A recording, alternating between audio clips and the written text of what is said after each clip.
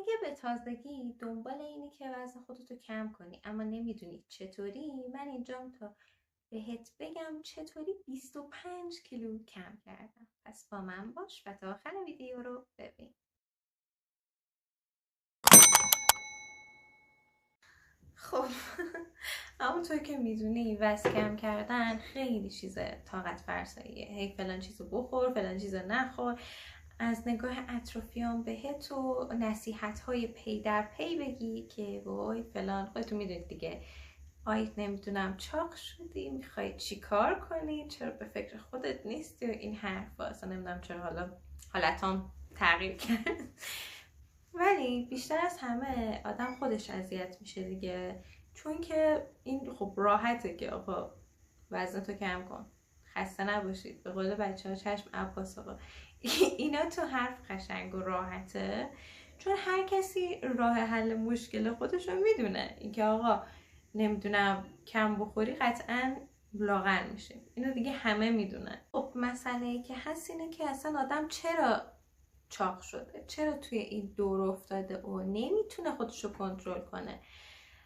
آدم عذاب وجدان میگیره، نمیتونم پرخوری های عصبی میکنه. اینا برای کسایی که توی این در واقع دور نیستن قابل درک نیست و آدم خیلی اوقات حتی احساس تنهایی میکنه.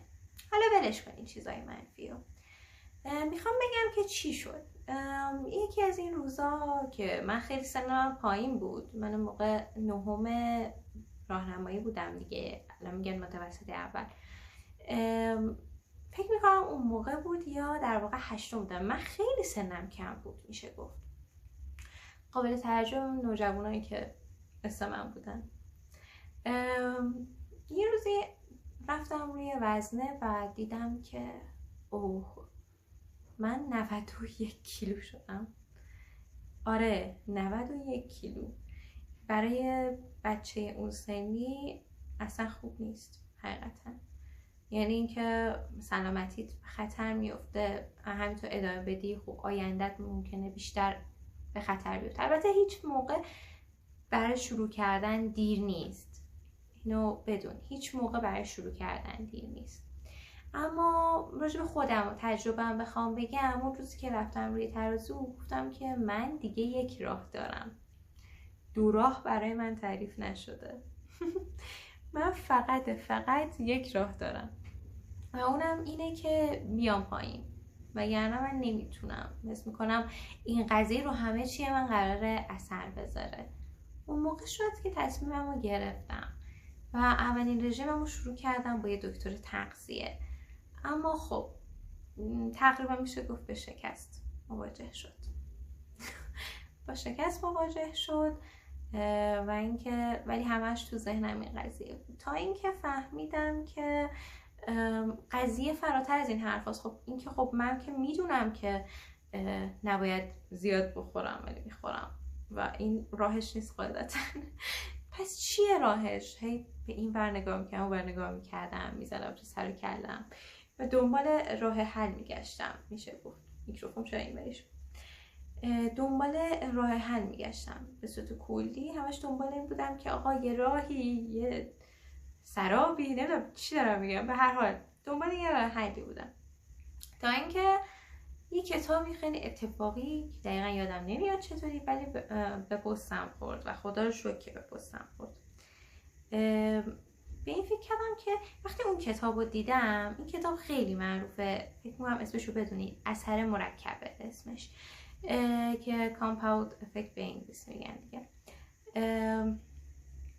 خلاصه این کتاب رو برداشتم و اینا نگاه کردم، دیدم چه کتاب خفنیه این، و برام جالب بود یه تیکش که راجبه در واقع کسایی بود که میخوان وزن کم کنن و این خیلی برام قشنگ بود، چون دقیقا منم تو همین مسیر بودم.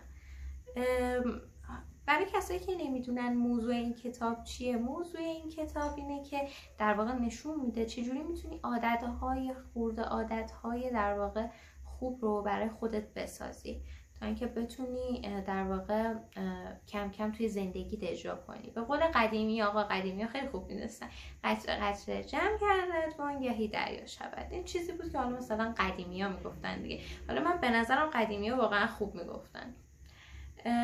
نظرتون رو به من بگید. خیلی چیزای اینطوری بود که راست بودم. حالا بگذاریم. من کتاب رو برداشتم و خوندم و در واقع به یه قسمتی از این کتاب رسیدم که میاد میگه که یه شخصی از یه خانومی بوده خواسته مسابقه 2 میدانی فکر میکنم شرکت بکنه و خب در واقع چاق بوده. اول این شخص وقتی با نویسنده این کتاب در واقع روبرو میشه ازش میپرسه آقا من چیکار کنم، من که اینطوری ام، من نمیتونم وزنمو کم کنم و اینا. ایشون میگه که اول از همه برو یه مکانی پیدا کن برای مثلا دویدن و راه رفتن و میره پیدا میکنه.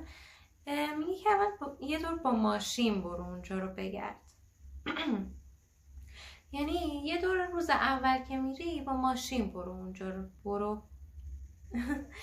روز دوم پیاده برو تا یه جایی که میتونی. روز سوم پیاده کلشو برو. روز 4 همینجوری هی بیشتر بکن تا اینکه بتونی کاملا اونجا رو بدوی و به اون چیزی که میخوای برسی. چیز دیگه ای داشت این کتاب که الان نسخه که در واقع خودم خوندم و براتون میارم و راجبش بیشتر صحبت میکنم.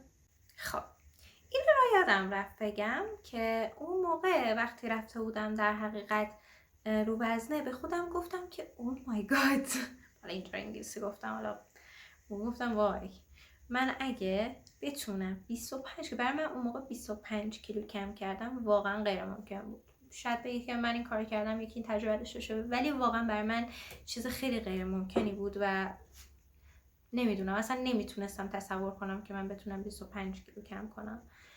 خلاصه گفتم اگه من بتونم 25 کیلو کم کنم هر کاری تو جهان باشه میتونم انجام بدم. و بعد از اون در حقیقت رفتم سراغ این مسیر زیادی بود حقیقتا ولی دیگه پیگیر شدم. اما واقعا این کتاب خیلی کمکم کرد و جدا از اون رژیم هایی که انجام دادم هم حتما بهتون میگم. این کتاب بود اثر مرکب. البته نمیدونم تو دوربین دقیقا چطوری میفته ولی خب براتون میذارم. همه جاشم خط کشیدم. البته این سفر استثنا خط نکشیدم.